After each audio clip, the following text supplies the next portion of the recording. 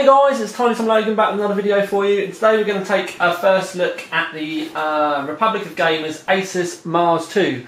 And before you all start, or before the people that like to get picky start, first look means it's my first look or our together first look. But anyway, MARS II. If you didn't know about this, then where have you been hiding? Because the MARS II has been reported for a very long time. Originally it was going to be a pair of 480s, which was when I originally put a video up of some leaked pictures. Then obviously not long after that, Nvidia kind of surprised us all with the 500 series because they realised they'd made a basically they ruined the 400 series, so they needed to hurry out the 500s. 500s are brilliant. So Asus binned the original 480 design and have come back with this full-on 580 SLI, what can only really be described as a monster. We'll have a look on the back. Basically it's saying full GTX 580 SLI on the back. The system bus is PCI Express times 216, normal kind of stuff. It's got 3 GB of GDDR5. The GPU clock is 782 MHz, memory clock is 4008, so that's 1002, but with the GDR5 it's quad pumped up.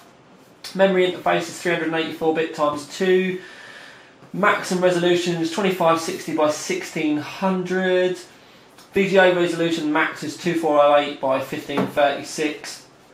Obviously it's DX11. They're saying that you need a minimum of a 1000 watt power supply with a 12 volt rail of 42 amps to be able to run this card, which, let's face it, it's not really a massive surprise. It's huge. It's 13 inches long, 6.5 inches tall by 2.5 inches deep. It's a full-on 3-slot card as well. Now, what I was wondering is how long I can keep you lot looking at the box before you all start moaning that you want me to open it. I mean, you've got this lovely hologram effect on the MARS II on the front, and the box does look like I'm only joking, but the box does look like a motherboard box. Obviously, I'm not the first person to have this, which is the first when it comes to Asus stuff, but hey, times change. Sadly, the P can do as well. But there we go. Take this protective cover off.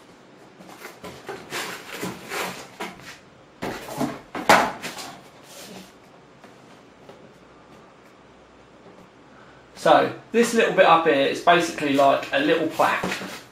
Mine's 518 of 999. That makes a change because I'm used to quite low numbers. But anyway. But yeah, that's just a plastic cover. There's you can actually take it out, and I'm going to for you. There you go. And it's aluminium. Now I'm not going to be doing a full review on this. We're just going to have a look, and we're going to save all the nitty gritty stuff for the main review video. But this literally about 20 minutes ago arrived.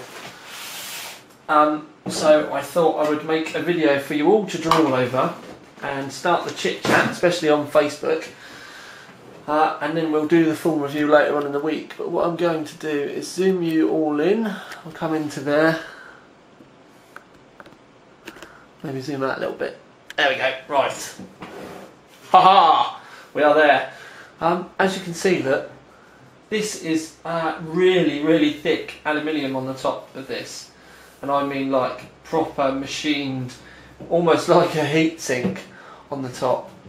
I'm going to bring you in again just so I can show you quite how thick this is. This is going to take me a while to get it into place, but I mean look at how thick that alley is. And that is like a great big chunk of alley on the top there. I'm going to scroll it across if I go the right way. Aha! There we go. You can see, look, it's absolutely enormous. Now, if I put the camera back out to a sensible level, as you can see, we've got these two enormous fans on the top, and it is a full-on triple slot as well. Now, like I said, we're just having a quick look at this today before I start the lunacy of the review later. There's only one SLI thing, obviously. There's two cards on here already, so you're not going to be able to triple it up. That's interesting, the fact that there are 3 8-pin connectors on it, obviously to be able to feed this monster.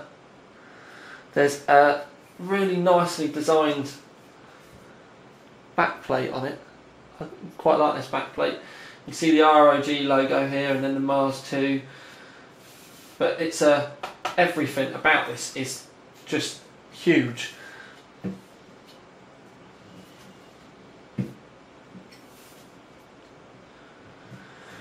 Now, I will be doing all my usual, in the main review I will be doing all the usual benching. We'll be doing gameplay, Crisis 2 with the DX11 and the high res pack. We'll be doing Witcher 2, all the normal benchmarks. I'm going to make a really big video about this.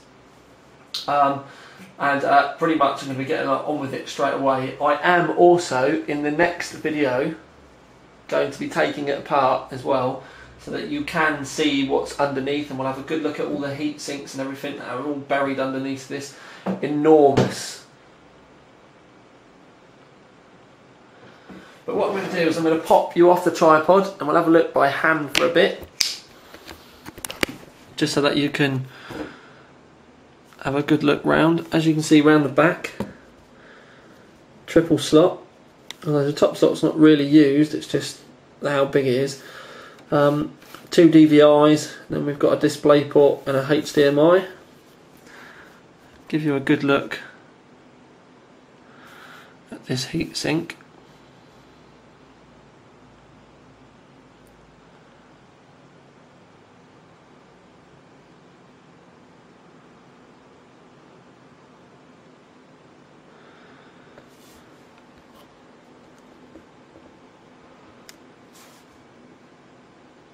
Obviously you can pause this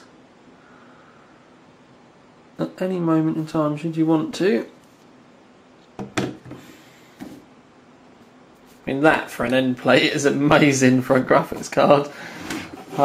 If we spin it round again, actually I'm going to turn it on to its back now. You can see the 3 8-pins and then a fan switch which turns the fans on to 100%.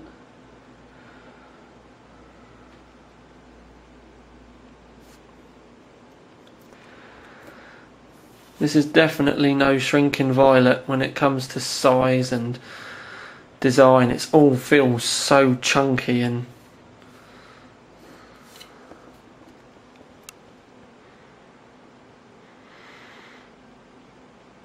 anyway guys, I am going to leave this video here. Keep your eyes open towards the end of the week for the full review. Anyway, for now at least, this is Tiny Tom Logan with another video for you. Out.